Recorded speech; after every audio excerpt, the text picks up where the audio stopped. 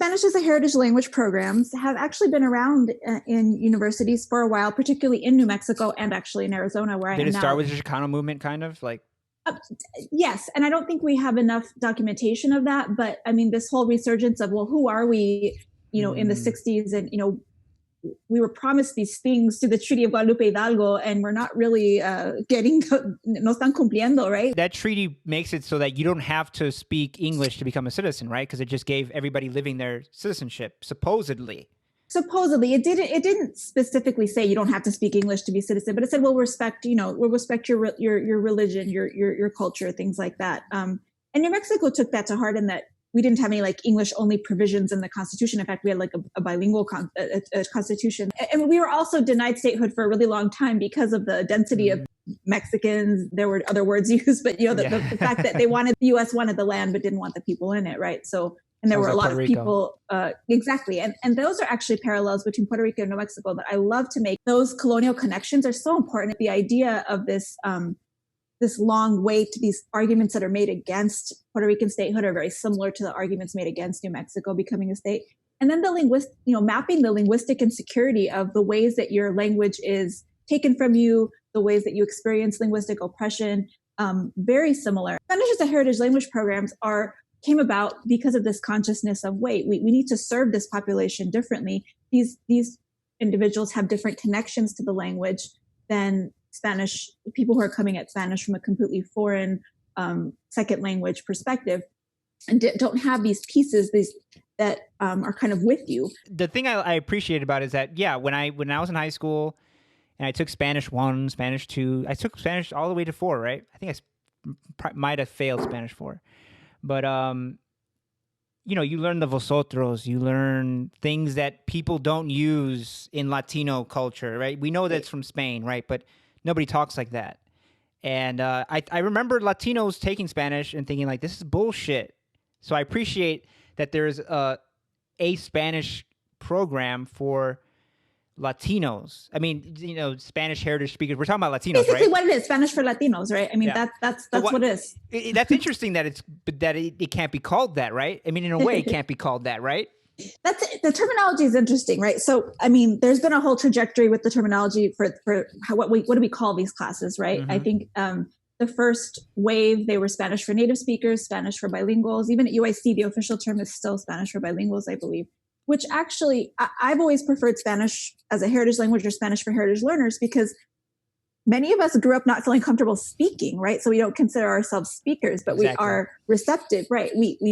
We had to, it's a process to become comfortable with hearing your own voice and reclaiming that voice in Spanish. But we're exposed to it. We have a relationship to it that's very different from somebody who doesn't have the family and community connections to the language. Particularly, I remember having this discussion at UIC with, how our students placed in our classes, because I was used to in New Mexico, if you identify with Spanish as part of your background, you're in the heritage program. We had multiple levels. We had beginning levels, those who didn't feel comfortable speaking, all the way to advanced levels. To be placed, I had to take a test. And I mean, first of all, the test and your class was probably the hardest thing I did, at UIC. I graduated with history. I did my thesis and all that stuff.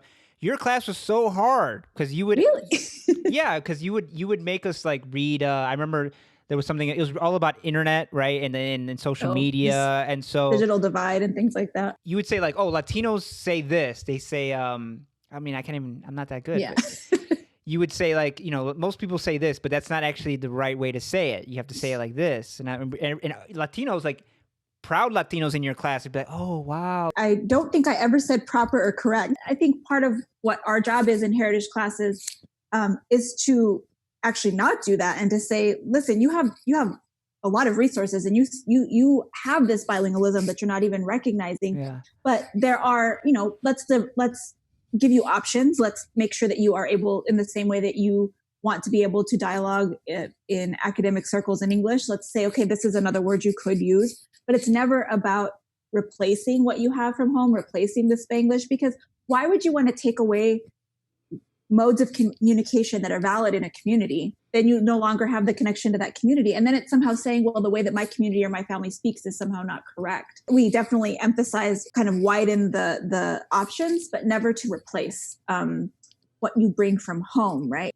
But getting back to the terminology of saying, oh, Spanish for Latinos, I mean, there's this way of talking about heritage classes that is kind of very much divorced from Chicano studies and Latino studies when it shouldn't be.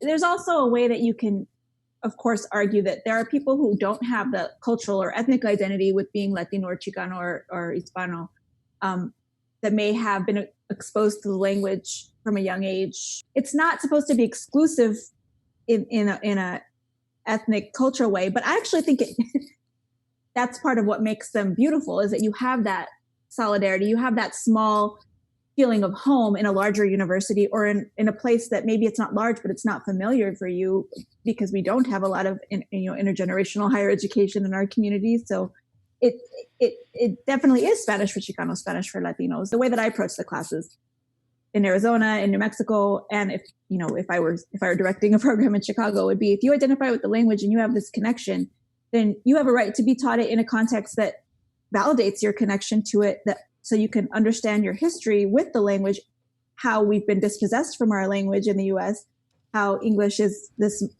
English monolingualism is a pervasive ideology, and bilingualism is only awarded when it's something added on later and not something trying to be maintained from the beginning. So you have to contextualize the language learning in that environment, and that's what the heritage classes do, no matter what level you're at. Well, the one thing that was good about your class is that it puts together Latino kids who are in the same boat. Yes. Right? Like, we're Latinos, but we're not comfortable with Spanish. And that's an insecurity among Latinos, right? Like, You'll be around a Latino or Latina and they're really good Spanish. And you're like, oh, I'm not that kind of Latino, and you feel bad, you're like, I am Latino, but I'm just not. Latino's weird, right? Latino culture is weird because it's the only thing where, like, Spanish is a major part of it, but everybody in the community, quote unquote, has wide, varying degrees of relationship to that language, from none at all to very fluent. And so it's weird. What I like to tell the students, like, obviously, your cultural ethnic identity is not based on language proficiency, but the connection to Spanish is there, whether or not you feel proficient in it or not.